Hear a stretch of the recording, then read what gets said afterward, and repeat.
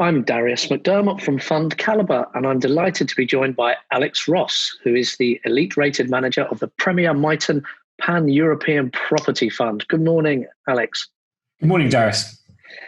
So let's get straight into this. The fund invests in shares of companies that are related to property.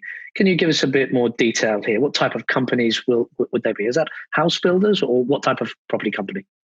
So this fund invests in listed property companies listed on the equity markets across both UK and continental Europe. And typically these companies would be owners of real estate. So these would be the landlords who both collect the rents and also develop or regenerate properties. So mainly through the ownership of real estate. And within that, we invest in multiple subsectors. So that would be investing in quoted residential property companies. So that's rented residential typically.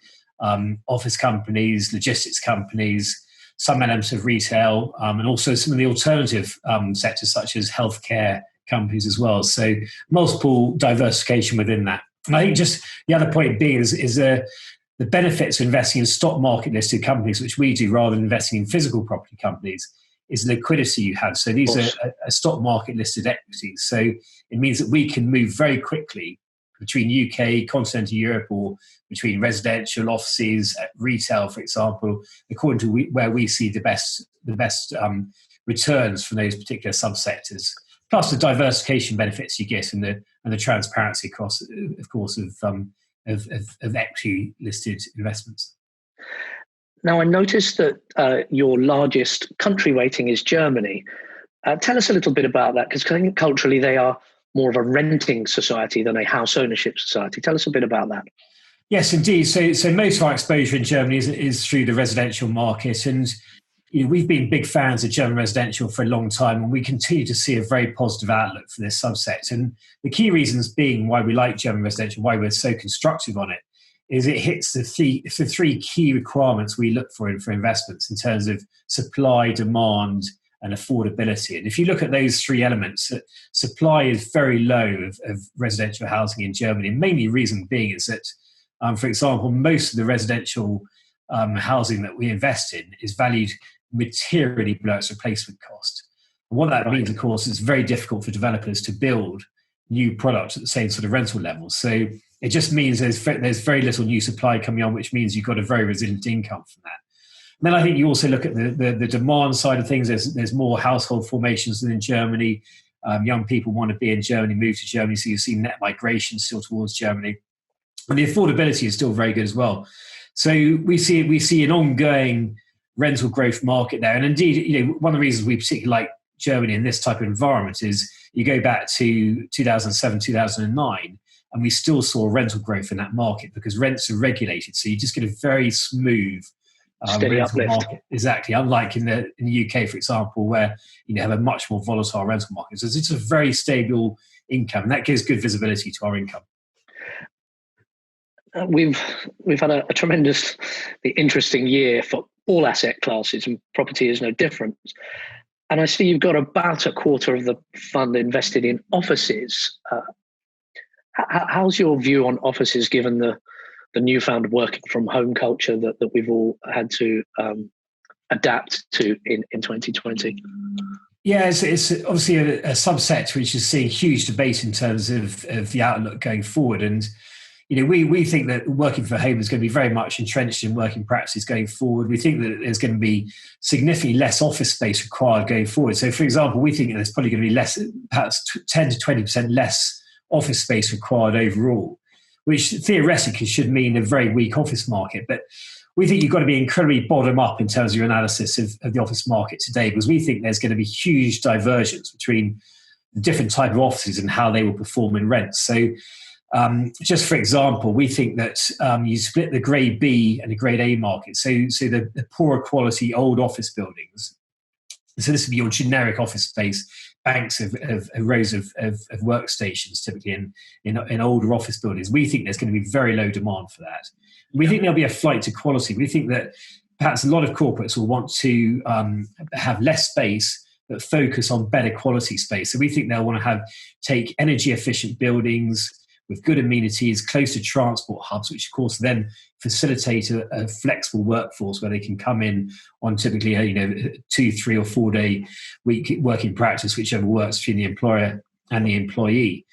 So as a result of that, we think there's going to be a bit of increased demand for those grade A offices. And you look at the what's happening on supply and vacancy. So vacancy in grade A offices in the markets we're in, which is mainly Paris, Stockholm, Berlin, London, bit of Madrid.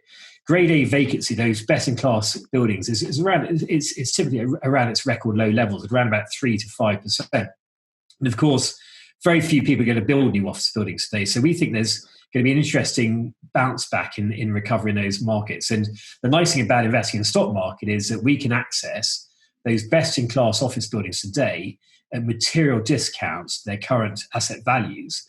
Because, of course, there's so much uncertainty of the outlook. And we think that selectively there's great opportunities. And that's where we're focused on that quarter of the fund. Well, that's a nice segue then into outlook. Maybe if you could say a word or two on outlook for 2021. And then if you dare to be a little braver, the outlook for a slightly longer period of time for listed property, please, in Europe and UK. Yeah, sure. So I think in the short term, we think we're quite focused on the portfolio and the structure. We've got roughly 2/3 of the portfolio in what we see as structural beneficiaries of this crisis and what's going to happen going forward. So we've got approximately 2/3 of the fund in German residential, in logistics, in healthcare, self-storage. All those subsectors are seeing structural growth in their rental income due to the various different demand dynamics. So we've got roughly 2/3 of the fund where we think that rents are going to continue to move up, very good visibility towards that. And then we've got this 1/3 of the fund in mainly offices, but also a very small bit of retail. And that retail is mainly focused towards grocery and convenience, which is one area of the retail market we think will be okay. We have very little exposure to fashion retail, for example, where we think rent's going to be materially falling. But that 1/3 segment we've got in the offices and selective retail, we own at material discounts to asset value.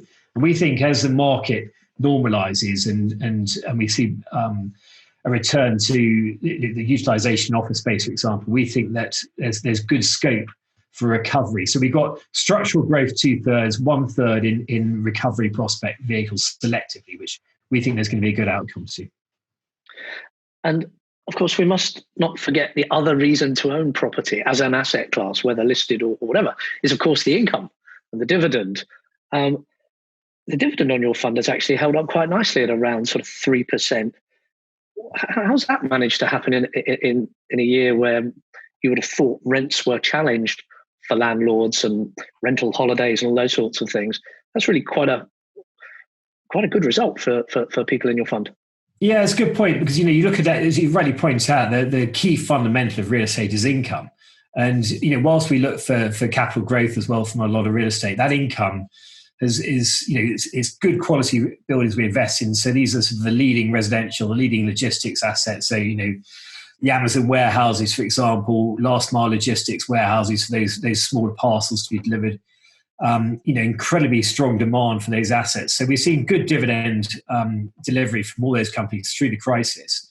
The 1/3 we got in offices and retail. Retail, a lot of that has been postponed, not surprisingly, given the lockdown, although our groceries continue to pay.